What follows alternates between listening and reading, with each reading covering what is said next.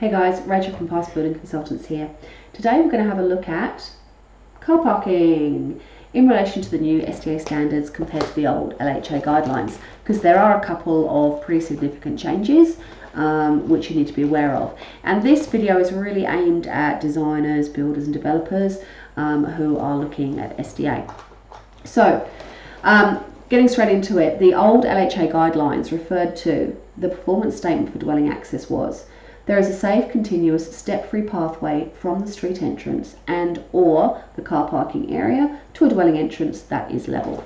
So it gave the option of an and or scenario from either the street boundary or from your car parking, and that was for all of the categories from silver to platinum.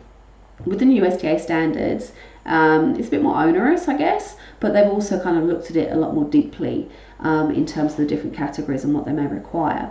So under the new SDA standards, for all categories, it now says a safe, continuous, step-free access way shall be provided from both, so not and or, from both the front boundary of the site and from any car parking space associated with the dwelling, excluding staff-only parking. So they've excluded staff car parking, to an entry doorway of the dwelling. And then there are also concessions for improved livability and robust. So if there's no car parking there for participants, you don't really need to concern yourself too much with it as an SDA assessor. Obviously there will still be car parking requirements in terms of the certifier and what's required for the site in your location. But from the SDA assessment point of view, if you haven't got any car parking or it's just for staff, then you don't need to provide an access way from the car parking to the dwelling entrance if it's just for staff or there isn't any. It just needs to be from the front boundary. For improved livability and robust, there is a concession that if there is car parking there for participants, that the access way can be from the car parking area still, and not necessarily the front boundary if it can't be achieved. So for improved livability and robust, you still have the concession that it's an and or scenario. But that's only if you can't provide it from the front boundary. Then going on to the fully accessible and high physical support categories, you don't have that concession. However, if you haven't provided car parking for participants and it's staff only, then you don't need to concern yourselves with any sort of sizing criteria or anything for your car parking areas. You do need to consider them though if there is car parking in terms of your size, your height restrictions, and also your slip resistance, your cross falls, that kind of thing. And that's outlined very clearly under the car parking section, and there's also a couple of really useful diagrams.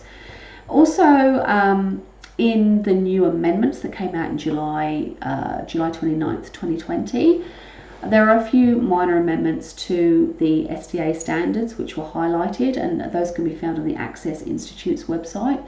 I can provide you details with those if you require more detail. And that basically says that you can comply with either the Australian Standard 2890 Part 6 2009 or the size and height and flooring details in the SDA standards. So either or will still comply with the SDA.